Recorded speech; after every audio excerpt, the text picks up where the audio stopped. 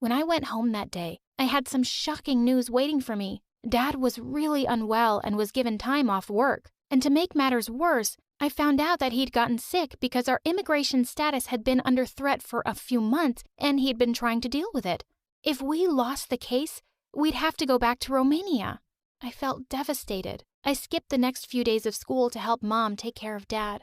But when I finally returned, I was taking some stuff out of my locker when I heard Brian behind me. Oh no, you're back? My eyes were feeling so much better because they weren't hurting every day looking at your hair. I started walking away, but he kept following me. Come on, what's the big secret? Where were you? Growing tomatoes? Making ketchup? If you must know, Dad has been working too hard lately, and he fell sick.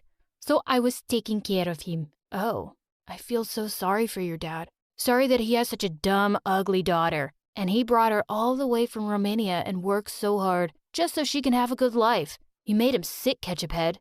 You make me sick too, actually. He'd really stepped on a nerve, and I snapped. I turned around and gave him a hard slap.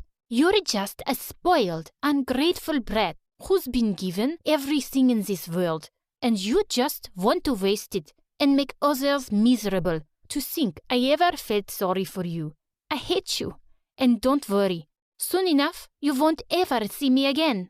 I stormed off, and this time, he didn't follow me. A few days later, we went to court to fight our immigration case. But to our dismay, the judge ruled against us. Just then, a well-dressed man came running into the courtroom. Your Honor, I'd like to submit an appeal in this family's case. They deserve to stay here. We just stared at the stranger, and he started firing some legal mumbo-jumbo and handed papers to the judge. And to our shock, the judge actually changed his decision, and we won the case. We didn't have to leave.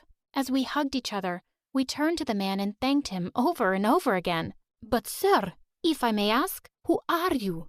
I'm your friend Brian's private family lawyer. The boy has been after me non-stop for the past few days to look into your family's case. Oh my God, Brian?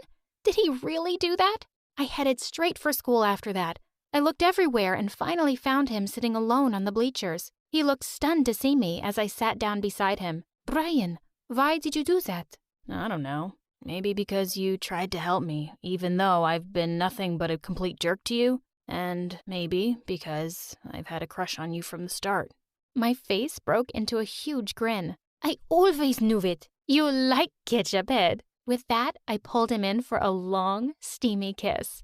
So I have been living in LA for a good long time. I've become a lawyer and mostly deal with people's immigration cases because I want to help others like me. Oh, and I'm married to Brian now, and we have a beautiful daughter, Leah. I'm teaching her both English and Romanian because learning different languages makes you smarter and changes the way you think.